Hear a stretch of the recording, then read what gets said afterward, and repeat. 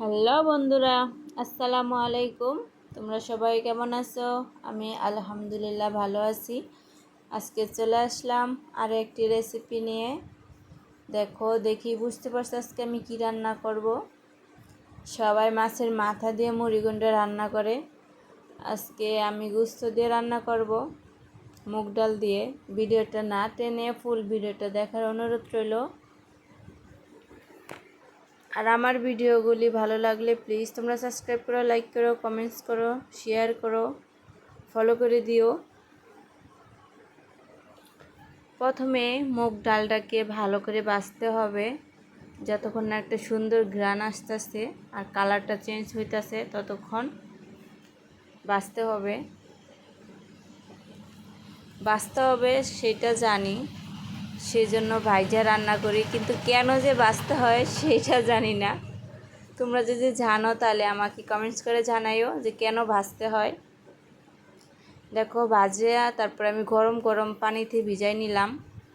তোমরা পানিতে ভিজাই দিবা গরম ডালটা। এখানে আমি তেল দিয়ে দিলাম, পেঁয়াজ, তারপরে গরম মশলা, আদা রসুন বাটা, সব কিছুই তোমরা একটু বেশি বেশি দিবা। মাংসতে যেরকম দাও তার থেকে একটু ডাবল দিবা, কেননা তোমার ডাল দিবা সাথে, সেজন্য সে অনুসারে মশলা দিবা। জিরা বাটাও দিয়ে দিলাম। এখন এটাকে আমি 1 মিনিট ভাজবো তেলে ভালো করে। দেখো আমার ভাজা হয়ে গেছে। আমি তেল দিয়ে পানি দিয়ে দিলাম। পানি দিয়ে একে একে গুঁড়া মশলাগুলি দিয়ে দেব। এখানে আমি লবণ দিয়ে দিলাম, হলুদের গুঁড়া, একটু মরিচের গুঁড়া।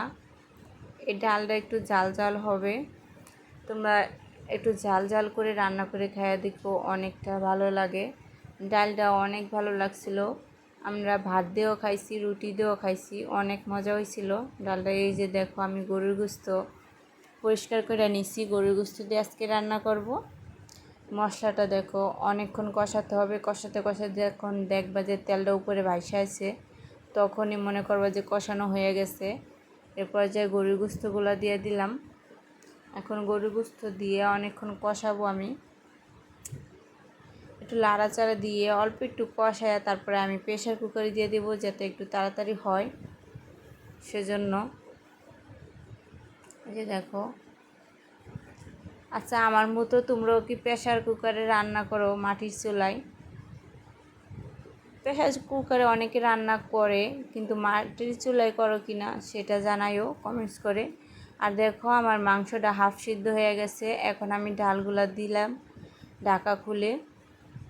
তোমরা পুরোটা সিটি বাইর করে তারপরে তোমরা ঢাকনা খুলবা, তাছাড়া জোরাজুরি করে ঢাকনা খুলতে যেও না। দেখো আমার ডালটা কষানো হয়ে গেছে। এখন আমি পানি দিয়ে দিব, আর একটু পানি দেব আমি। এই যে দেখো আমি পানি দিয়ে দিছি। এখন আমি আবার 2টা সিটি দিব। দেখো 2টা সিটি দিয়ে আমি নামাই নিয়েছি। আমার ডালটা পুরো কমপ্লিট হয়ে গেছে রান্না। দেখো কতটা সুন্দর হয়েছে কালার। উঠানোর আগে তোমরা একটু জিরার গুঁড়া দিয়ে দিবা, কিংবা গরম মশলা গুঁড়া থাকলে গরম মশলা গুঁড়া দিয়ে দিবা। আমার ভিডিওগুলি ভালো লাগলে প্লিজ তোমরা সাবস্ক্রাইব করো, লাইক করো, কমেন্টস করো, শেয়ার করো, দেখে দেখার সুযোগ করে দিও। পরে আবার চলে আসবো নতুন আরেকটি ভিডিও নিয়ে।